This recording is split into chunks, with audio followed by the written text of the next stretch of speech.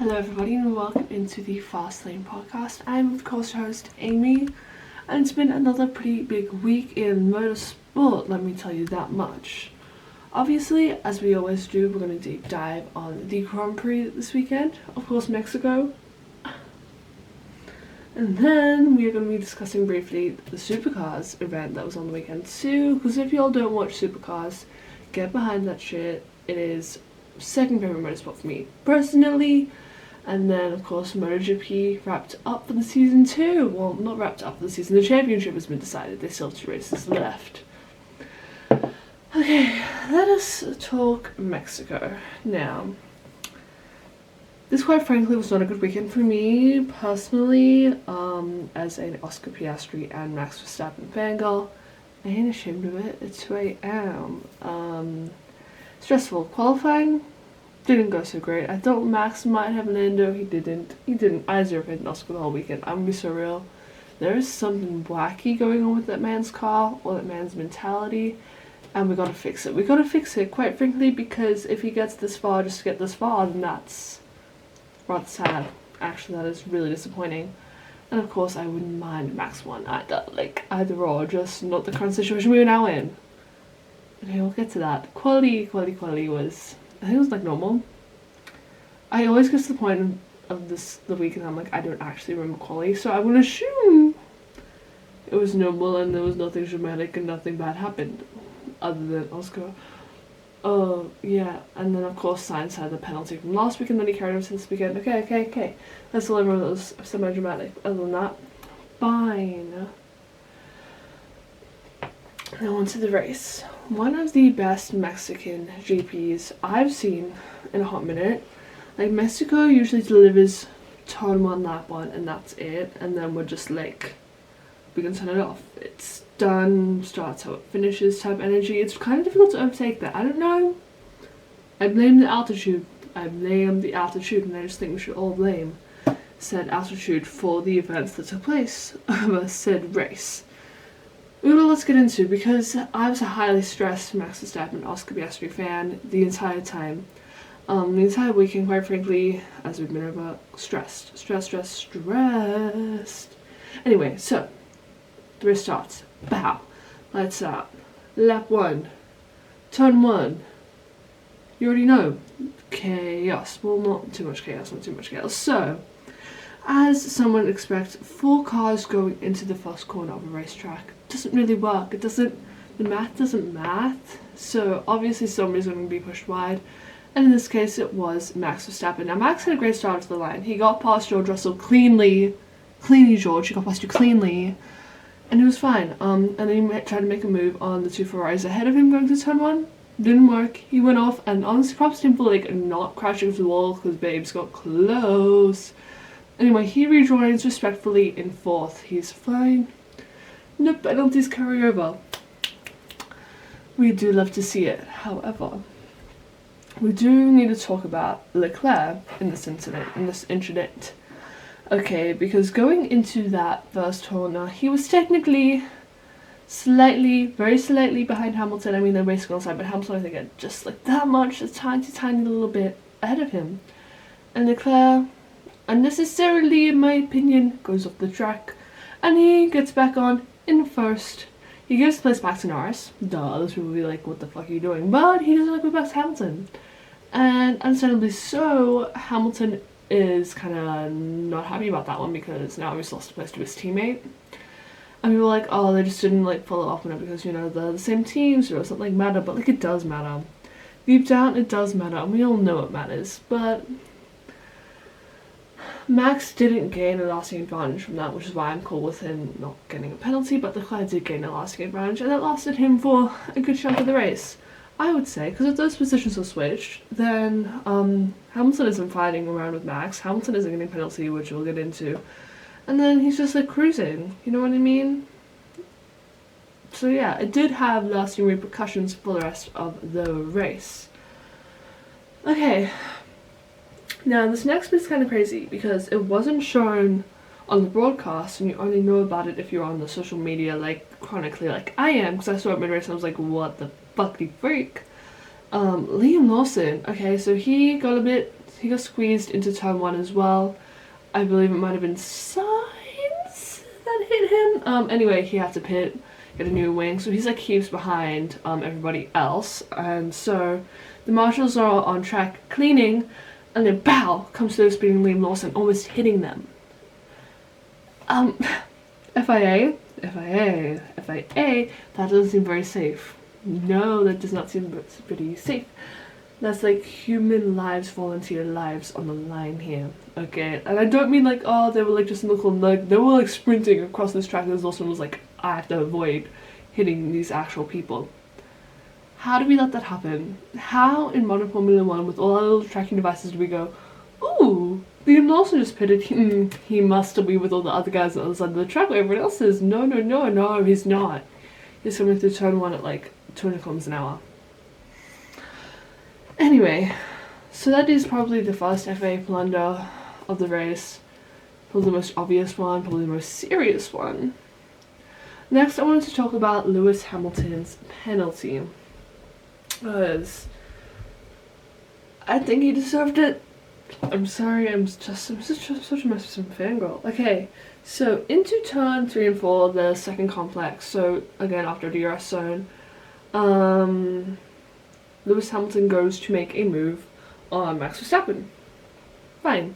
He brakes hella late, hella hard, goes off track, doesn't make the move.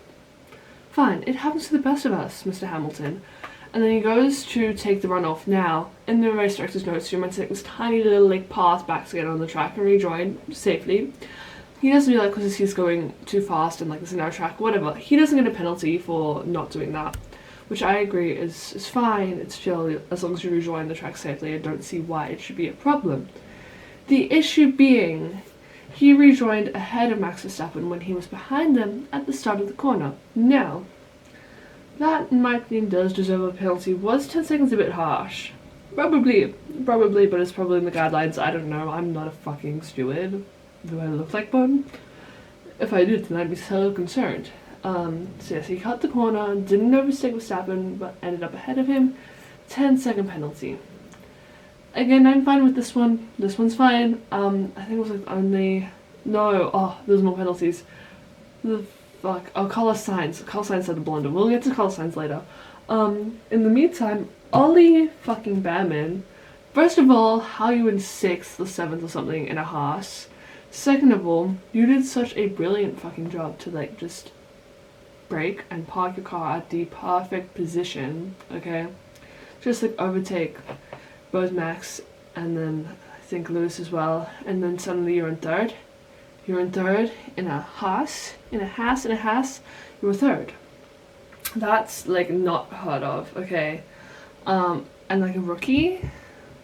The rookies have honestly been killing it this year. I'm like so, this little mama bear, like Hadjar. He was like the only one like had the least amount of faith and just I didn't know him.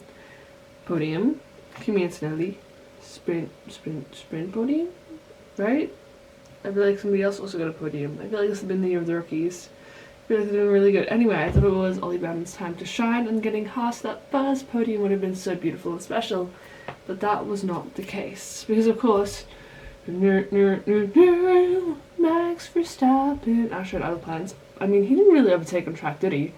There was so much going on with strategy in this race that just like spiced it up a lot, and I think for Max Verstappen, that was what Red Bull did.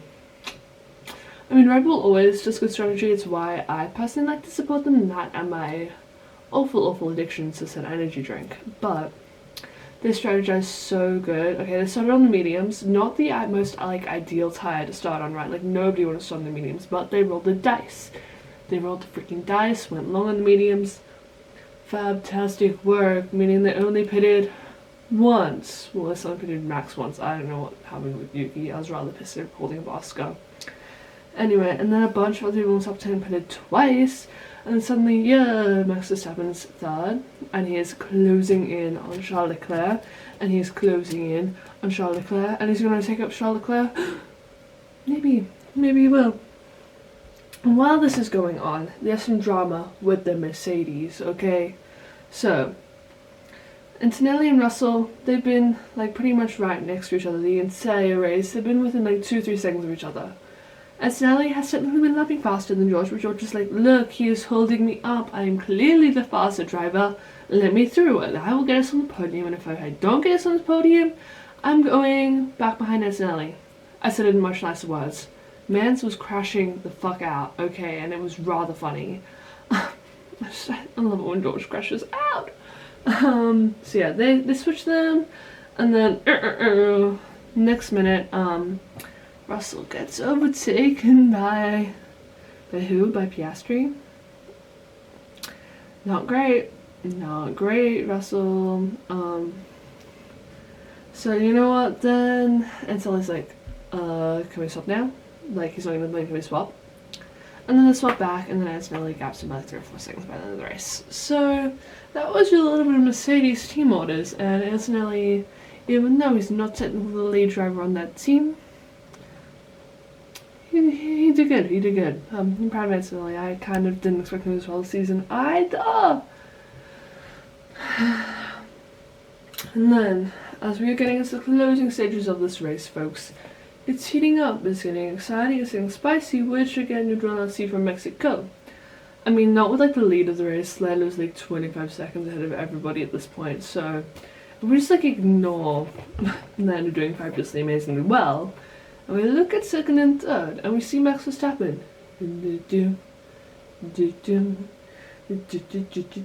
He's slowly reeling Leclerc in, like lap after lap. He's getting closer and closer and closer until the final 2 laps, when he is well within the DRS zone. He's going for the maneuvers on Leclerc.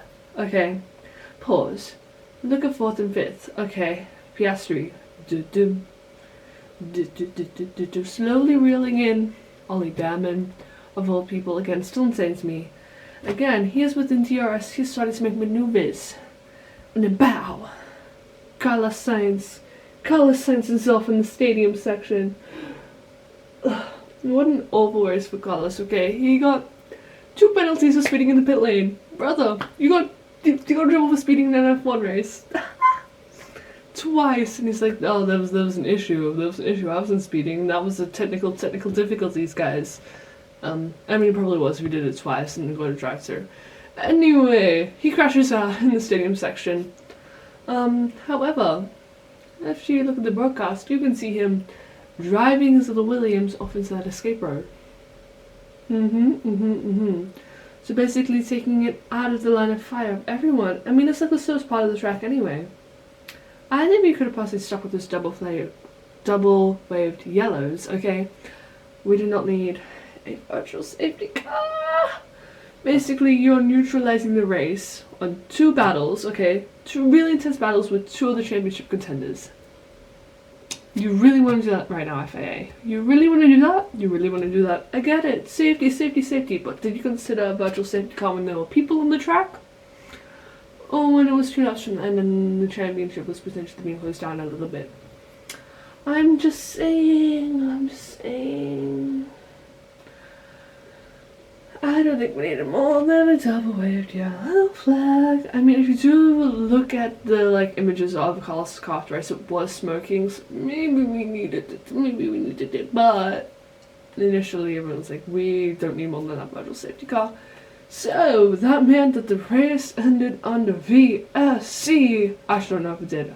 I literally closed my laptop and left for work. I was late for work, by the way, because I was watching this.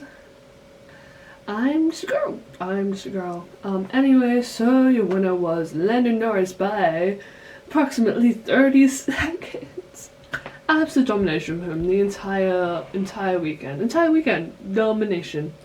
And he got booed. And look, I'm a Max Verstappen fan. I'm used to my driver being booed. So, deal with it. I know we shouldn't be in the sport, but deal with it.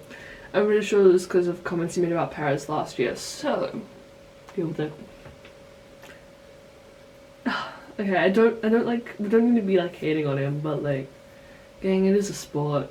We all really need to get over ourselves at this point. Anyway, first place in Lando, second place Leclerc, third place Max Verstappen, fourth place Olli Bearman. And you should have seen his reaction. Oh my goodness, I was looking, like he looked over and he saw his girlfriend like crying in like happy tears, and then he started crying. I'm like, how adorable, Mr. Bearman.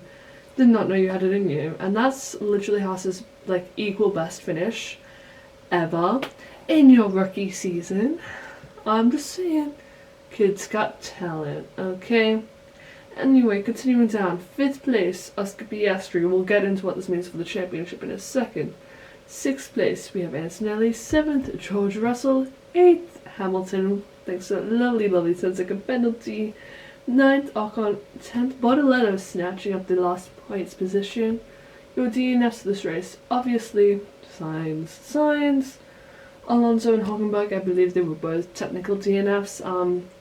And then Lawson. Probably because of that lovely turn 1 lap 1 incident, as well as some technical difficulties going on in there, you know what I mean?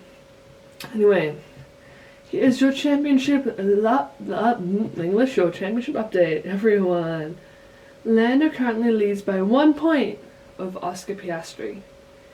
Insanity, it is so freaking close. It's making me so stressed. We gotta discuss this. Why is Oscar Piastri struggling so hard? Or why are you struggling? I need you to pick it the fuck up again.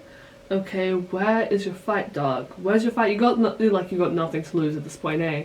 So just send it and send it and send it and send it every single race for the rest of the season, okay? You would rather you're fighting tooth and fucking nail than being safe for the championship. Shut up, you're losing now. So fight. That's my message. Oscar Piastri, if you're watching, I love you. And now this also does beg the question, does McLaren be like, Norris, you're leading?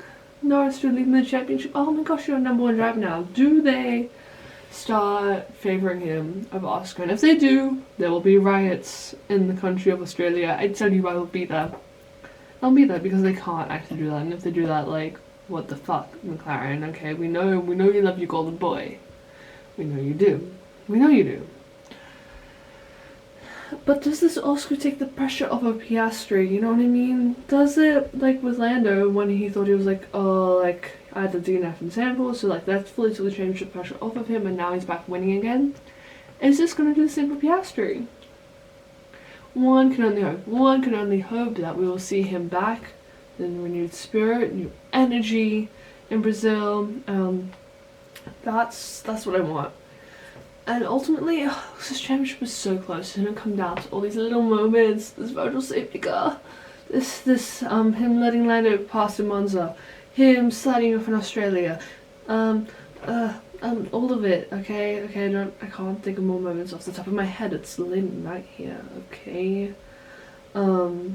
We are gonna definitely come down. It's gonna come down to the end of the season, isn't it? At least Brazil's next. I'm so full of copium. Okay, Mexico isn't Oscar's strongest track. The fact he got 5th is fantastic. And maybe Red Bull's car just no longer suits the altitude here. Blame the altitude, everyone. And Brazil, yeah, we know Verstappen loves Brazil, okay? And Oscar, he's gonna love Brazil too, because I love Brazil, so therefore he does too. Right, and they're both gonna go fabulously, amazingly, and the championship battle is gonna continue into the last race where Oscar wins. Or Verstappen wins. Either I'm happy. Norris can also win, I guess, but I would just cry a little. Anyway, I apologize, I am slightly delusional. I woke up early to watch the race this morning. Okay. So, that was your lovely F1 update. Now I'm just going to give you a little cute Supercars update, because I did also tune into that over the course of the weekend. If you all don't know what Supercars is, V8 Supercars is an Australian racing championship. It's brilliant, it is beautiful, I love it so freaking much. Okay, this weekend we were in the Gold Coast. It's a street track, okay, it is gnarly. They're literally up in the air, all 4 wheels off the ground over those curbs. It is so sick to see.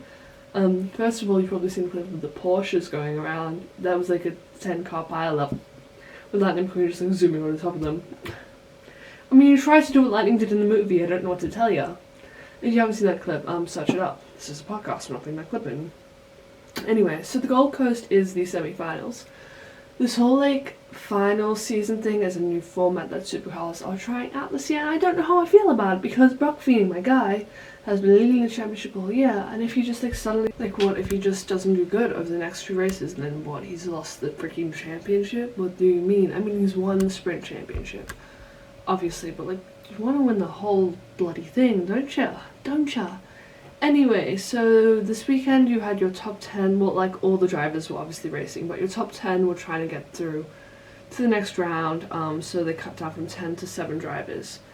So basically Feeney was already through because he won the sprint championship, and then Mozzie, he won the first race of the weekend, so he also got through.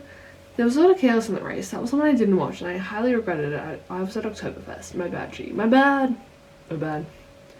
But yeah, a lot of chaos, of course. Kostecki, his car, brutal. I do also support him. And talk about it. Lucky the factory is on the Gold Coast, so they went and they like worked overnight to repair his car. He got out there the next day. Not that it helped his championship because he's out. Anyway, it's fine. Go Brock, go Feeney, and that's all I care about. That's all I gotta say. If you don't watch Supercars, you should watch it. Highly entertaining.